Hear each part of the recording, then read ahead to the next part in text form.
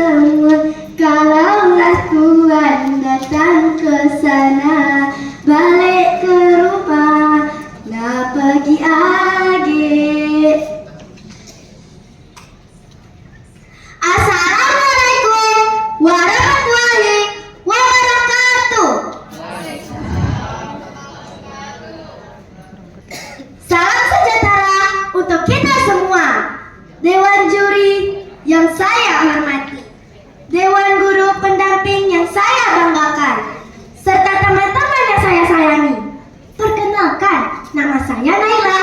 Saya akan menceritakan sebuah cerita yang berjudul Petaka Kayu Belian.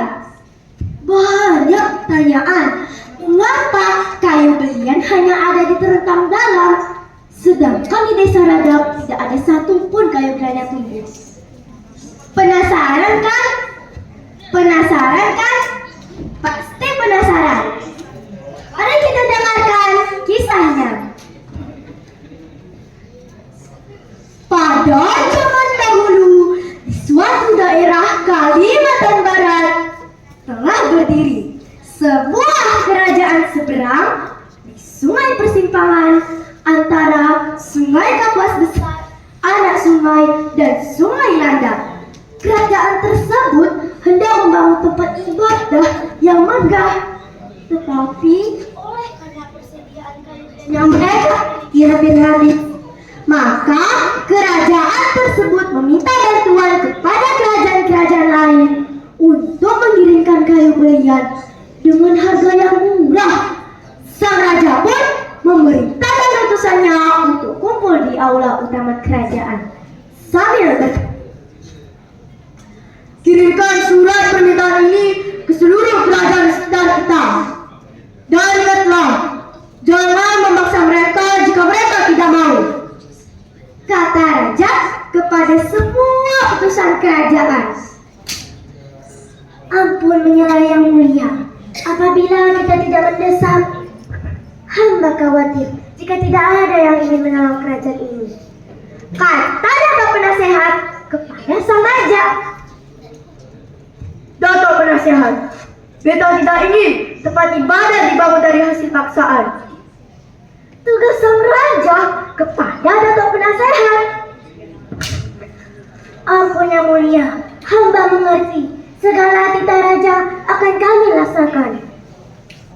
Akhirnya Dato' Penasehat pun memutuskan utusan kerajaan untuk segera berangkat.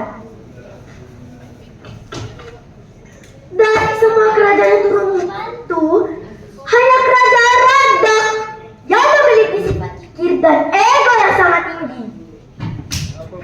Ampun yang mulia, ada surat dari kerajaan seberang, kata tersebut kepada sang raja. Apa isinya? Kau sajalah yang buka, kata sang raja sambil bersandar di singgasananya. Baik yang mulia,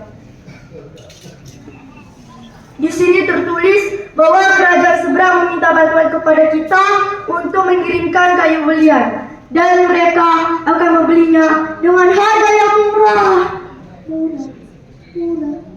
Mendengar isi surat tersebut, sang raja tertawa terbahak-bahak.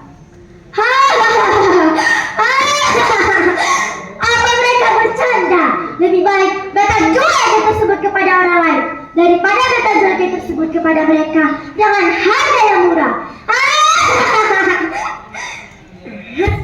Terlintas sebuah ide di pikiran Raja Radap agar citranya tidak terlihat buruk di kerajaan seberang. Sang raja pun memerintahkan utusannya untuk membalas isi surat tersebut. Tidak butuh waktu yang lama, surat pun sudah sampai ke tangan raja.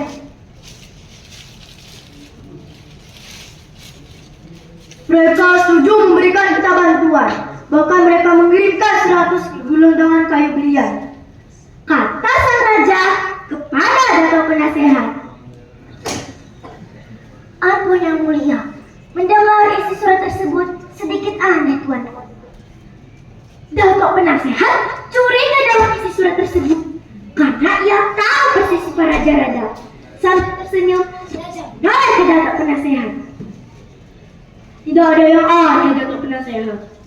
Memang dulu yang memiliki perangai yang buruk, tetapi seseorang bisa berubah. Kan begitu, datuk penasehat? Sebenarnya teman-teman, datuk penasehat pasti curiga dengan isi surat tersebut. Secara diam-diam, datuk penasehat mengirimkan mata-mata untuk mengawasi kerajaan raja. Sementara di kerajaan raja,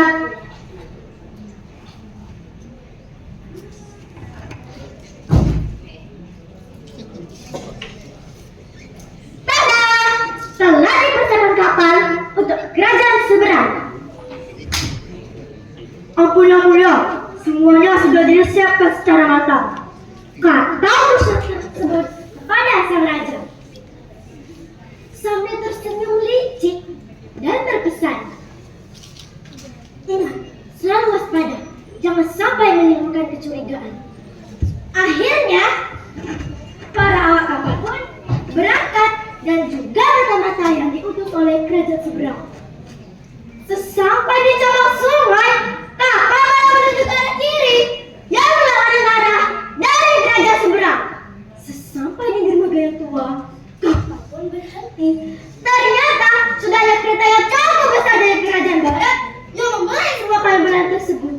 Dan kapal pun menyuruh para awak kapal untuk naik ke kapal kecil. Setelah lanjut dengan kapal kecil, kapal besar pun ditenggelamkan.